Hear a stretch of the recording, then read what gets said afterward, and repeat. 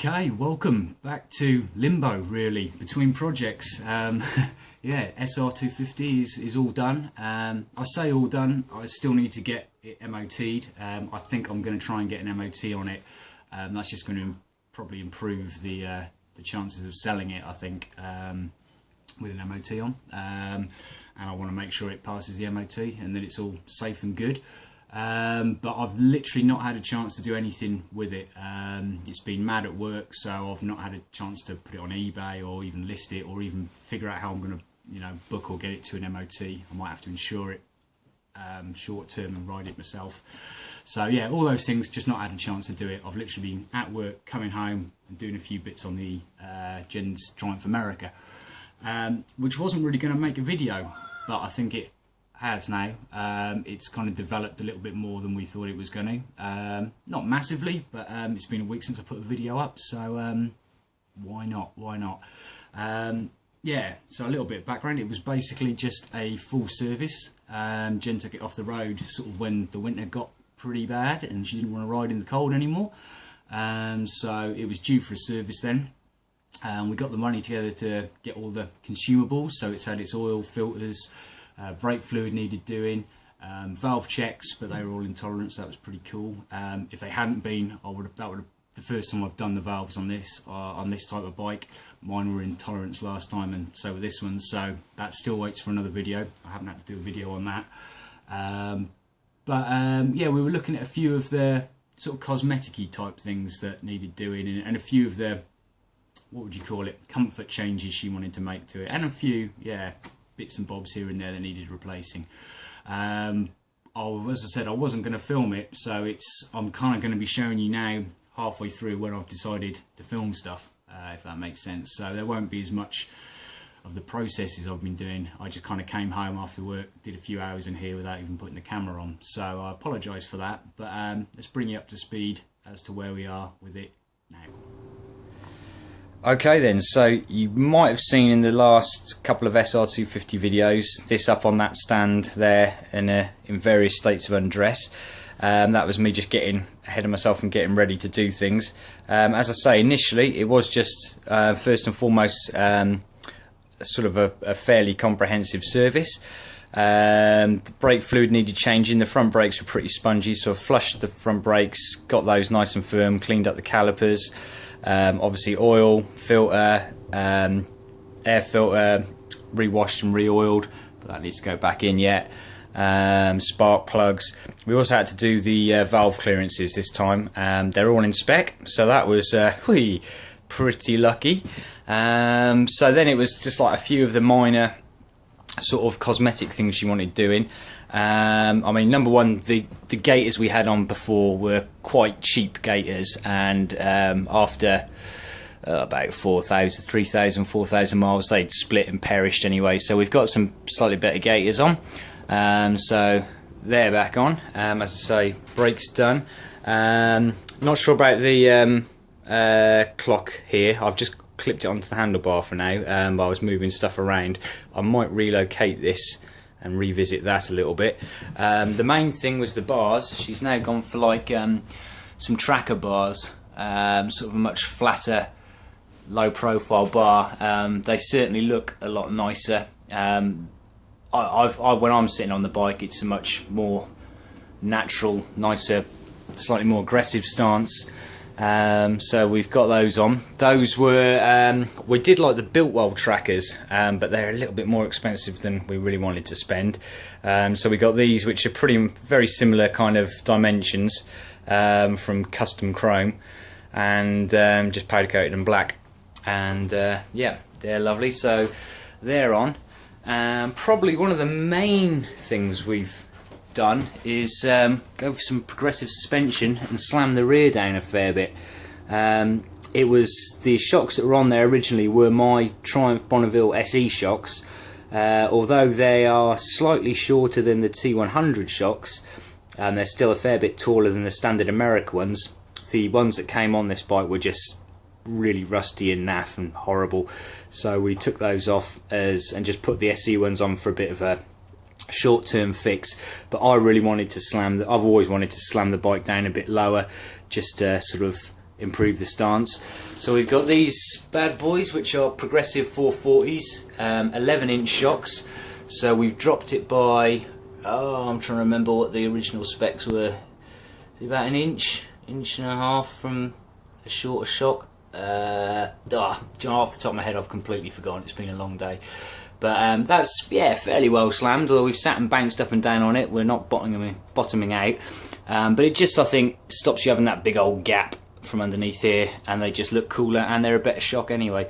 So that's pretty cool, because I don't know much about progressive. They always seem to be more of a Harley kind of thing, but obviously you can fit them to other bikes. But these, I don't know, I mean, for some reason, I'm sure someone can correct me, I thought the 440s were reasonably expensive shocks. I thought they were around about the 300 quid mark, but these were sort of last of the, they called them like for the Japanese metric cruiser lot, and these are on special offer at 150 delivered, I think it was. So yeah, not sure. I think 150 is a reasonable price for a good pair of shocks, and if it is cheaper than what the 440s normally are, then well, bonus. But again, I haven't really checked yet. I was just more looking for a shock that would work. But yeah, so that's in there. Now, whilst we're looking at the rear end, something that had bothered me, if you remember, we had the seat here, and then I had that little short mudguard that just went to there, which is alright. You got a fairly wet bum if it was raining, but one thing I didn't like was the fact that, because we'd removed the struts that are normally on the back of Americas or Speedmasters, you're left with this kind of thing, and I had the indicators there, and it's just a little bit unfinished and a little bit kind of shitty looking, and not sure if this is going to work yet, but looking around, and I noticed PJ Glass Fibre are now doing a bobbed rear mudguard. So it's, I mean, it's certainly a lot. Let's compare it to the other one. It's quite wide actually. It's just arrived today, so I'm just looking at it now. Obviously, it just comes in a raw state. It needs finishing, but it actually goes over this section, if you imagine. Yeah, so it's like over there, so it covers those up. Whereas this is the old little bobbed one that we did. So yeah, you can see it's quite wide. So I'm not too sure yet. I told Jen this will be perfect, but we'll have a little look. So I'm probably going to throw that on in a minute and just have a little look at how that sits. It is a bit wider than I thought, but we shall see. And what else? Ah yeah, we were under the tank, whereas before I'd kind of cable tied the relays and had to kind of squeeze and push everything around to get it to fit underneath the Bonneville, you know, the T100 type tank that we've put on here now. And I was just interested to see how that was going to look. And as I took it off, there's a bit on the tunnel. If you remember, I had to widen the tunnel a bit. It's still sort of scratching a touch there, and yeah, I'm not entirely. I want to widen it a little bit more. I wasn't too keen on all the relays and stuff being cable tied up here. It was catching a little bit on the side of the coil here, so all I've done is I've just moved this coil from outside inside on that hanger, so that's actually moved it in enough to clear it. It's touching the other coil, so but that is more recessed. So that one, you might not be able to see it, but I've just made up some spaces behind there to push that out a little bit to give it clearance. So they're perfect now. The old little brain of the bike, that I can't even remember where that normally went. I think that was on a bracket on the side, but I've had to just rotate that on its side there now. It's only held on with one bolt. It's not going anywhere. I've put a shakeproof washer. Oh no, I haven't done that yet, but yeah, don't know. Might have a look at another way of just making that a little bit more robust. And the relays, I've decided now we're going to mount those under the seat here because there's enough room. But what I've had to do is, rather than chop into the loom, I had a connector block, and I've got another one as well to do. So this is where the relay would have sat. I've just poked out the connectors, reinserted them into a new block, and then made up a longer block from here which holds the relay there, like that. So it's completely reversible and it's very easy. It's plug in and play, I think you'd call it. I only had one block for there. I had a bigger block, but I don't want another chunky one if I'm only using 3 connections, so I've ordered another one which has arrived. So that's the next job to go on there and extend that. And then we'll be laughing. But I tell you what, I can't wait. I think I'm gonna sling the mudguard on to have a little look at how that looks with the seat and with it Okay, lowered. so there we go. Just outside now, propped up to give you a better idea of the stance. And I'm really liking that. That looks really nice. Just the right profile. It is wide, but I don't think ridiculously so. So yeah, but just the profile. Yeah, profile's really working. So just wait to get the thumbs up from Jen. Spray it up, and then get it on. Right, and so on to the easy bit. Here's my new connector block. 3-pin connector. That's the original one, which we need to retain, so we're going to put the other end in that. But yeah, original relay connectors, so written it all down. But just push them back into there, and then I'll make up a little extension like this, which will then go to the relay. But I'm going to have to put the camera down to do that. So here we go, the second part, the 3 wires which will go into the extension part, if you like, of the connector block. So nothing really major there, just a spade connector. Ooh, is that going to focus? Focus, no. Crimped in, and I'm heat shrinking them as well. Just probably a little bit overkill, but hey ho, looks nice and neat, doesn't it?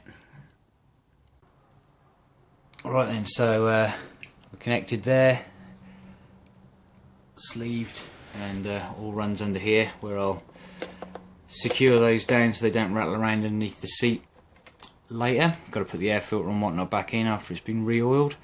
I can't check the indicators at the moment because I've taken the rear harness with the brake light and the indicators off because I need to remount the indicators somewhere, and so yeah, so they're off, so that circuit won't work anyway. But yeah, that's first couple of steps closer to Jen riding. Right, so another pretty scary moment with the tank. As you know, I wanted to still widen the tunnel out a bit more. You can kind of see I have now. I ended up using a caliper tool. You know, this is for cars or whatever caliper you put in, wind it out to push the pistons back in. So yeah, with quite a lot of I was shitting it, to be honest. But yeah, so that's just pushed it back out enough so there's bags of room there now. Don't think it's distorted anything, but I have just cleaned everything up and then just given it just this inside section here a coat of Hammerite, just yeah, clean it up, make it look nice where it'd been a couple of scuffs and scratches. So yeah, fingers crossed we're all right there, and now it's just the arduous task of sanding down that rear mudguard, which I've just been putting off all day.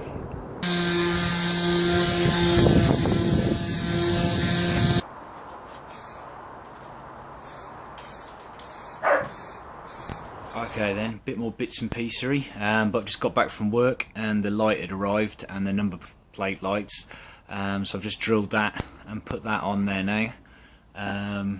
So that's in place, so that's what the rear light is going to be looking like. I'll wheel it outside in a minute and we'll have a little look on profile. Indicators are in and the mudguard's mounted.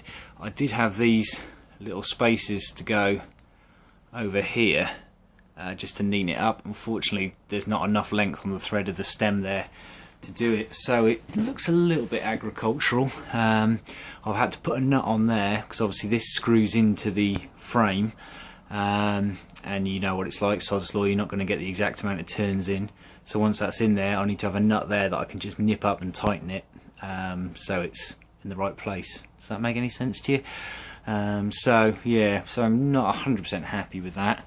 I haven't wired anything in. I've just run out of time, and it's what, Monday now. I need to get a video up, so I'll probably cobble this together and put it up there. I also need to get some more wire to make up a loom for the rear here and plug it in. I want a nice neat plug in and play setup.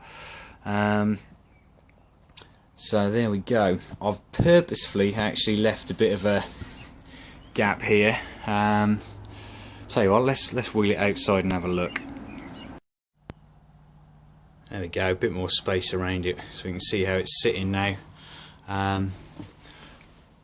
So there we go. As I was just saying, the light, I hummed and hard exactly at what point to, where to place it.